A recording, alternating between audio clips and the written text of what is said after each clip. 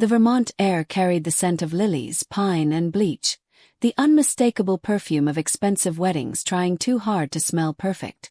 Mara Hayes stood beside a wobbling folding chair placed near the service hallway, her wine-colored dress catching faint drafts from the kitchen door that kept swinging open behind her.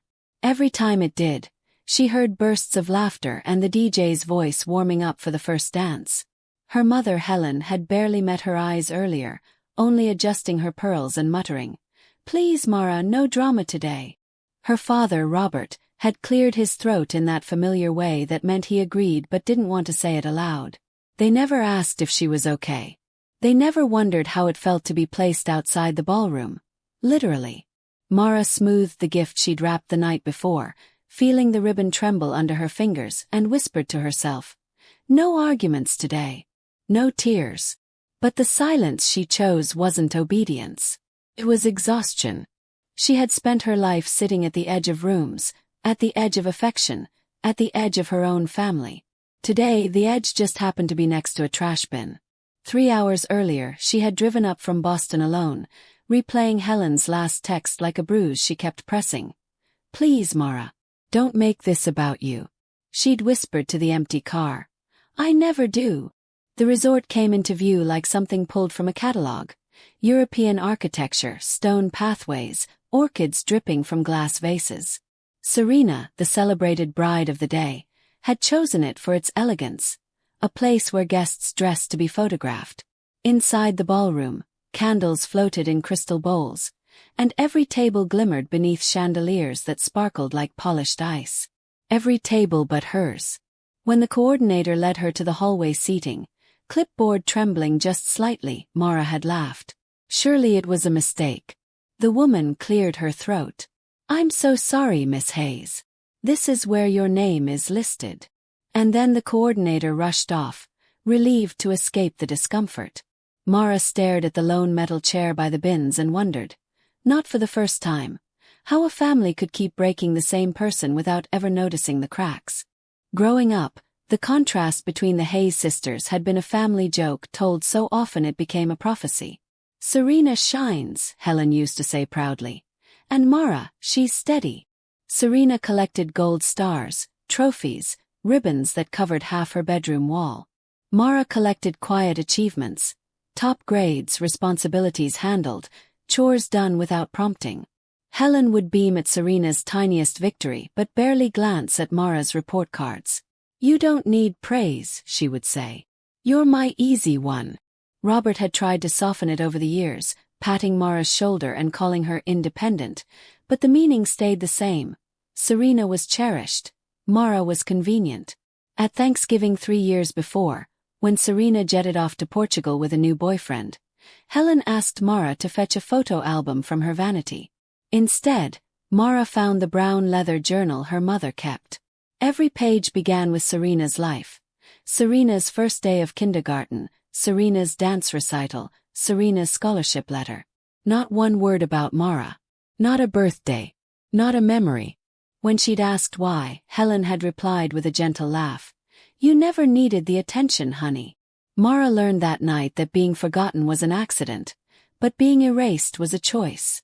Now, standing on the cold marble just outside the ballroom, Mara watched Serena posing for photos in her wedding gown, glowing under the chandeliers like a porcelain statue placed exactly where it belonged. Helen hovered nearby, fussing over the veil. Robert offered stiff smiles to guests. When Serena finally noticed Mara through the glass, she smiled the polite, dismissive smile people give to cashiers and strangers. Mara tried to swallow the familiar sting, but the kitchen door swung open again, revealing servers rolling out bins of melting ice. The noise mingled with the laughter inside, forming a strange soundtrack to her isolation. One server paused, glancing at Mara with a sympathetic frown. "You sure you're in the right place?" he asked softly. Mara forced a small smile. "Apparently." The word felt heavier than she expected. Her fingers tightened around the silver gift box, the one she had spent 2 hours choosing, not knowing yet what it would become. She watched Serena bask in admiration, the room practically bending toward her, and wondered how many times she had willingly shrunk so her sister's spotlight could stay bright. She didn't have to wait long for the confrontation. Serena appeared suddenly in the hallway, bouquet in hand, veil trailing like smoke behind her. She stopped at the threshold, her reflection doubled in the glass. One Serena adored inside, the other cold and calculating outside. "Well," she said, tilting her head with that practiced smirk, "looks like they finally figured out where you belong." Mara blinked. "What's that supposed to mean?" Serena stepped closer, lowering her voice. "Guess you don't count." The words were soft, almost playful, but they sliced through Mara with surgical precision. "You wanted a scene?" Mara asked quietly. "No," Serena replied, flipping her hair. "I wanted the truth. Mom and Dad agree you make everything difficult. It's my day, Mara. Try not to ruin it." Mara stared at her sister's flawless makeup, the carefully rehearsed smile, the mask cracking at the edges. "You know," she whispered, "there was always room for both of us. You're the one who keeps shrinking it." Serena's eyes narrowed to slits. "Not everything is about you." She spun on her heel and disappeared into the glow of the ballroom, leaving behind only the ghost of her perfume and the echo of a lifetime of dismissal. This time, something in Mara didn't simply ache, it shifted. For several minutes after Serena left, Mara sat completely still, her back pressed against the cold wall, the silver box resting on her lap like something alive. She tried to breathe past the tightness in her chest, but the hallway air tasted like bleach and forgotten places. A couple of servers hurried past, whispering about timing and centerpieces, barely noticing the woman in the wine dress who was part of the scenery rather than the celebration. Mara watched the ballroom through the glass again, saw Helen laughing with guests, saw Robert offering Serena's in-laws a polite handshake. They never once glanced her way. She folded her hands in her lap to stop them from shaking. In her mind, she heard Helen's voice from childhood. "Don't make noise, Mara. You're the calm one." But calm wasn't safety. Calm was silence weaponized. As the music swelled inside, she felt something in her tighten. Not anger, not jealousy, but a final kind of clarity. "I'm done sitting in doorways," she whispered. The words were barely audible, but they steadied her more than any apology ever had. A memory surfaced, sharper now than it had ever been. 3 weeks earlier in Boston, she'd run into Serena's former coworker, Tessa, at a small cafe off Tremont Street. They had exchanged awkward pleasantries until Tessa leaned forward, lowering her voice. "Your sister, she's been bragging about landing Julian," she'd said. Not in a sweet way. More like a strategy. Mara had scoffed then, half believing it, half hoping it was exaggerated gossip. But Tessa pulled out her phone and showed the messages. Serena had written, "He's easy. Cry a little and he buys anything. I'll get the house first." Mara's stomach had dropped. She'd stared at the screenshots too long, unable to reconcile the careless cruelty in her sister's words with the woman her family adored. Tessa had touched her arm gently. "I'm sorry, Mara. I thought you should know." That night, Mara printed the screenshots and slipped them into the silver box beneath a crystal frame. She hadn't planned to use it, not really. She thought Serena would grow up, choose truth, choose kindness. But instead Serena chose to put Mara beside trash cans at her own sister's wedding. Some choices demand consequences. Mara rose slowly, smoothing the fabric of her dress, and walked toward the entrance table near the ballroom's double doors. The wedding planner hovered nearby, adjusting centerpieces with the frantic energy of someone terrified of imperfection. She barely noticed Mara placing the silver box among the gifts.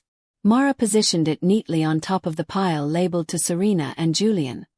Her handwriting elegant and measured. No threats, no insults. Just truth waiting to be uncovered at the perfect moment. As she stepped back, one of the bridesmaids brushed past, her perfume sweet and overwhelming. "Excuse me," she said curtly, not recognizing Mara at all. Mara nodded, then experienced a strange calm, like the moment before a storm realizes it has permission to break. She turned from the gift table and walked toward the exit doors. Her heels clicked against the marble floor, each step punctuating a lifetime of being told to shrink. The Vermont air met her like release, Cool, sharp, honest. The lake shimmered under strings of lights, reflecting a celebration she was no longer part of. But for once, she didn't feel like she was losing anything. She felt like she was returning to herself. Outside, the sky was beginning to dim, turning lavender above the treeline. Mara stood by the railing overlooking the water, gripping the cold metal as distant applause drifted from inside. It must have been Serena and Julian's first dance, a fairy tale moment framed by flowers and chandeliers, a moment Mara knew Serena would milk for every camera angle. She let her head fall forward, letting the wind cool her skin. A couple of guests stepped outside for fresh air, chatting loudly about cocktails and seating charts. Neither noticed her. She didn't mind. Silence, for the first time that day, didn't feel like punishment. She whispered, "Let it unfold," not out of malice but surrender. She was tired of carrying blame that never belonged to her. She was tired of being the forgotten daughter, the quiet sister, the afterthought. As she walked toward the parking lot, gravel crunching beneath her heels, she thought of the car ride home, the radio low, the road open, Boston waiting like refuge. She didn't look back at the glowing windows, not yet. Some truths needed time to reach the surface. She reached her car and unlocked it, but paused with her hand still on the door handle. Through the ballroom window she saw silhouettes swirling beneath chandeliers, a perfect snow globe scene. Untouched, glossy, false. Then something shifted. The music inside hiccuped, thinning abruptly. A ripple of confusion moved across the silhouetted crowd. Mara frowned and stepped closer to the car, leaning subtly toward the sound. A woman's startled gasp echoed faintly across the lake. Then came a high, sharp scream, the kind that shatters more than glass. Mara closed her eyes. Serena's voice had always been unmistakable. She didn't smile, didn't celebrate. Instead, she breathed slowly, deeply, letting the wind carry the sound past her. It wasn't triumph she felt, it was gravity. The truth she had buried in that box had found the light, just as it was meant to. With a calm she didn't fully understand, she opened her car door, sat down and whispered, "Here we go." Behind her, Serena's perfect world had begun to crack open. Inside the ballroom, the unraveling began quietly. So quietly, in fact, that most guests didn't notice at first. A cousin sorting through the gift table lifted the silver box, admiring the ribbon. "Let's have them open one," she suggested brightly, the way people do when they want to create a candid moment for Instagram.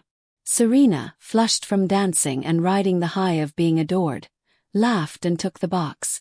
"Oh, this one's pretty," she said, tugging the ribbon loose. Julian stood beside her, smiling gently. "Open it, sweetheart." Serena peeled away the wrapping paper, expecting something sentimental or expensive, two things she always assumed were guaranteed. But the moment she lifted the lid, her fingers hesitated. A crystal frame gleamed on top, but beneath it sat a folded note and a stack of neatly printed pages. "What's this?" she murmured. Before she could hide them, Julian lifted the papers. His brows furrowed as he read the first line.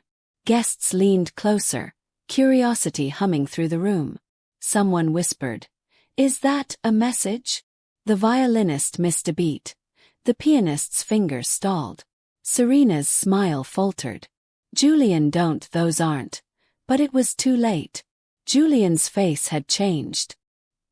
He stared at the printed screenshots, the pale blue message bubbles reflecting in his widening eyes. "Serena," he said quietly, "what is this?" She lunged forward, grabbing at his wrist. "They're out of context," she snapped, panic strangling her voice. But the second page slipped free and fluttered to the floor. A bridesmaid bent to pick it up, skimmed it, and gasped loud enough for half the room to hear. "Oh my God!" Julian kept reading. "Cry a little and he buys anything. The house will be mine by Christmas." Guests began murmuring, shifting uneasily. Serena's breath came in fast, sharp bursts. "Julian, someone planted this," she insisted. "This is sabotage." "It's not." He held up the last page, trembling with anger. "The dates match," he said. "The tone matches." This is your number. Serena looked around desperately, seeking Helen or Robert, but her parents stood frozen. Helen pale as table linen, Robert staring at the ground as if it held answers. This isn't fair, Serena said, her voice cracking. I didn't mean. But the lies collapsed mid-sentence, exposed and fragile as glass. Julian's mother, Victoria Stanton, swept across the floor with quiet authority. Her expression carved from stone. I received these messages this morning, she said, her voice low but carrying. Forwarded from the stylist you hired. They were sent to me by mistake. Serena recoiled. That's impossible. Victoria raised a single eyebrow. Is it? Serena felt the room close in, people circling without moving. She tried to laugh, a brittle sound. This is Mara, she whispered fiercely. She's behind all of this. Is jealous. She's always jealous. A bridesmaid nodded, murmuring Mara's name under her breath, and within seconds the whisper spread like wildfire. Victoria stepped closer until their faces were inches apart. Your sister didn't write these messages, she said calmly. She didn't need to.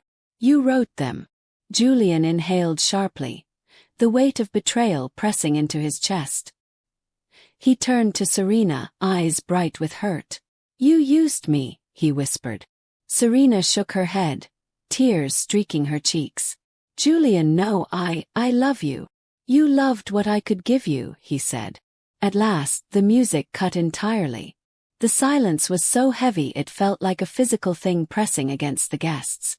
Serena's hands trembled as she grabbed Julian's sleeve. Please, she begged. Don't do this here. Julian removed her hand gently but firmly. This, he said, pulling a folded document from his jacket, is an annulment petition.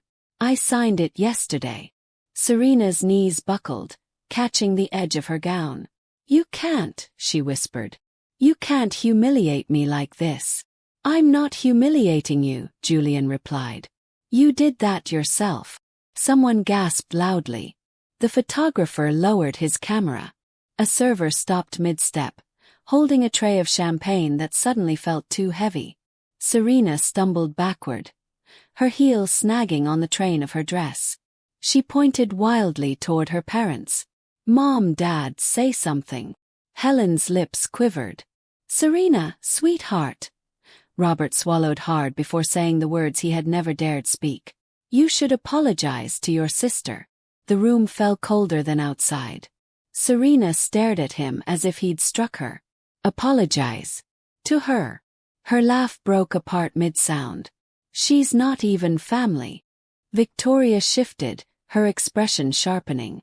That's where you're wrong, she said. Your sister is the only one who acted with integrity today. Serena's face twisted, rage, disbelief, fear all clawing for dominance. She spun in a circle, searching for somewhere to land her fury. But every face she met had changed. The admiration was gone. The illusion shattered. People she'd charmed for years now stared at her with pity or disgust. Her bouquet slipped from her trembling fingers, petals scattering across the polished floor. This isn't fair, she screamed. You're all turning against me. Julian stepped back, shaking his head slowly. No, he said quietly. We're finally seeing you.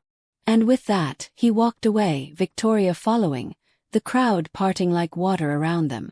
Serena reached out blindly, her hand finding no one, not even Helen, who stood frozen in shame. Chairs scrape, glass clink somewhere. And Serena Hayes, golden child, adored daughter, flawless bride, collapsed into the seat beneath the chandelier, her dress crumpling like deflated silk. For the first time in her life, she was the one left outside. Outside, Mara sat in her idling car, hands resting loosely on the steering wheel as the night settled over the lake like a heavy velvet curtain. Through the fogging windshield, she saw guests rushing toward the exits, their voices sharp with shock. She couldn't hear the details, but she didn't need to. Serena's scream had already told her everything. She let her forehead rest against the headrest, her breath steady. For once, she wasn't bracing for blame. She wasn't preparing to defend herself. She simply existed in a pocket of quiet that felt earned. Someone pounded on the glass doors of the ballroom, and a few guests hurried to help. Mara imagined Serena gripping the frame, mascara melting, the world no longer bending around her. Mara whispered, "It's finally not me." There was no satisfaction in it, only confirmation that truth, when buried long enough, always claws its way back to daylight. Inside, Helen knelt beside Serena, her voice trembling as she whispered, "Sweetheart, please stand up." But Serena swatted her away, gasping, "You let this happen. You always take her side." Helen flinched as if struck. "We didn't know," she insisted, but even she seemed unsure. Robert stood several feet away, shoulders heavy, regret etched deep. He spoke quietly. "Serena, you did this to yourself." His daughter's eyes snapped toward him, wild and betrayed. "You're defending her, Mara, the ghost child." She laughed hysterically, the kind that made guests step back. Helen glanced around the room. Faces she'd hoped would admire her daughter were now filled with judgment. "Serena," she whispered, "please stop." But Serena grabbed the crumpled screenshots from the floor, holding them up like torn flags. "This is her fault. She ruined my life." Victoria's cool voice cut through the chaos. "Your sister didn't ruin anything. She freed Julian." And then silence. Robert's sigh carried years of unspoken truths. He walked toward Serena slowly, stopping just out of reach. "We failed both of you," he said. "But Mara, she was always the one we leaned on. The one we didn't worry about because she never asked for anything." Serena's face contorted. "So this is my punishment? Losing everything?" Robert shook his head. "It was never about punishment. It was about choices." Serena staggered to her feet, gripping a chair for balance. Her gown hung unevenly, the elegance stripped away. "I'm the bride," she whispered, voice breaking. "This was supposed to be my day." Helen placed a tentative hand on her arm. "Then you should have treated it like something sacred." Serena pulled away violently. "No, you fix this. You fix everything. You always have." But Helen dropped her hand, tears forming. For the first time in Serena's life, her mother didn't rescue her. Julian reappeared briefly, standing near the entrance with his mother by his side. His face was composed but hollowed, like someone who had lost not just trust but a piece of innocence. Serena stumbled toward him. "Julian, please, we can talk privately." He didn't move. "There's nothing left to discuss." She reached for him, but Victoria stepped in front of her, unshakable. "Our family won't be dragged into lies," she said. "The papers will be processed tomorrow." Serena collapsed against a chair, shaking her head violently. "No, no, this is wrong." Julian's throat bobbed. "The wrong thing was what you tried to build our marriage on." And then he left, shoulders squared, decision final. The door closed behind him with a soft, decisive click that echoed through the stunned ballroom. Serena froze, listening to the quiet that followed him. It was the quiet of endings. The guests dispersed in slow, whispering waves, embarrassed to have witnessed the dismantling of a life event that should have been filled with joy. Staff members swept shattered glass into bins that clinked with terrible symbolism. Helen sank into a chair, elbows on her knees, face hidden behind trembling hands. Robert stood staring at the exit, as though contemplating 100 missteps that led here. Serena sat utterly alone beneath the chandelier, her bouquet discarded, her veil sliding off one shoulder. All her life she'd been surrounded by people eager to orbit her. Parents, teachers, friends, admirers. Now the room felt cavernous and cold. She looked at her reflection in a fallen piece of glass, the smudged makeup, the swollen eyes, the broken illusion. "How did it come to this?" she whispered. But no one answered. The truth had already spoken. Outside in the parking lot, Mara finally put her car in drive. The headlights washed over departing guests who glanced her way but didn't approach. Some recognized her now, whispering her name with a mix of awe and unease. She ignored them. The gravel crunched beneath her tires, rhythmic and grounding. As she reached the main road, her phone buzzed repeatedly. Calls from Helen, Robert, unknown numbers. Mara turned it face down on the passenger seat. Not yet. Not tonight. She needed space wide enough for the hurt to breathe without being suffocated by apologies. As she drove past the quiet lake, she glanced once in the rearview mirror. The resort lights flickered like distant constellations, too far away to touch her anymore. Let go, she murmured to herself. And for the first time she felt she was finally learning how. By the time Mara reached the highway, the night had deepened into a blue so thick it felt like ink. Her thoughts drifted, not toward guilt but toward release. She remembered childhood moments where she'd been scolded for things Serena did, told to apologize for being too sensitive, encouraged to disappear quietly so her sister could shine. Helen's smile, once a comfort, now revealed edges she hadn't seen clearly before. Robert's silence had been an accomplice to it all.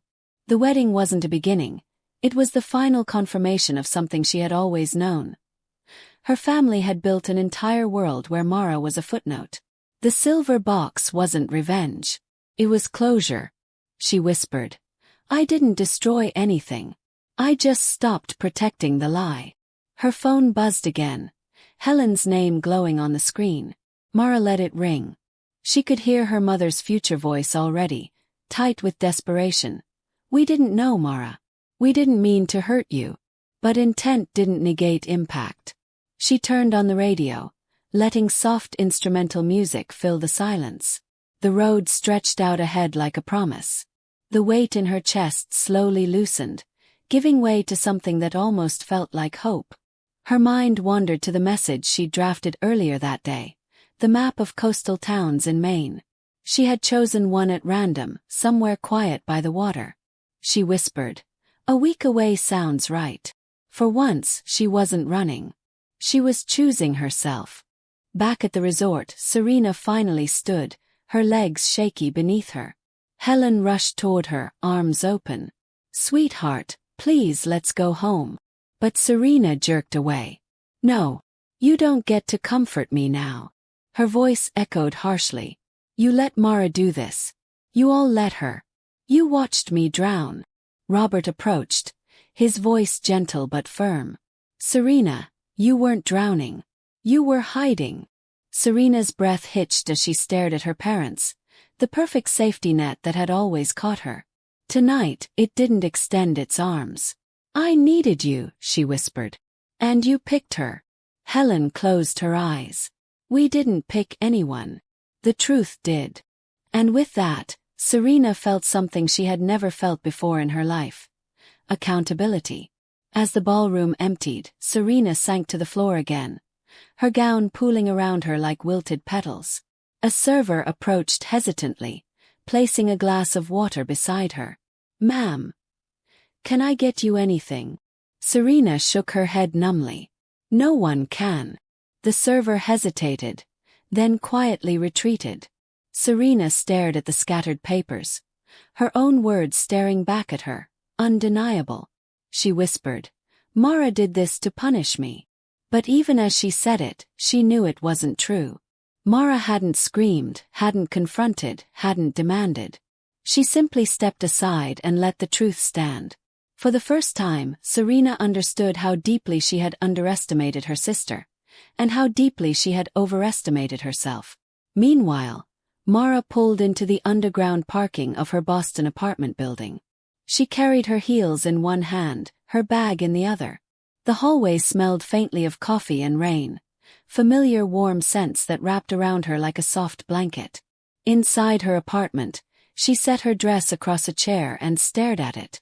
The wine-colored fabric caught the early morning light, looking elegant and untouched despite the emotional battlefield she'd walked through.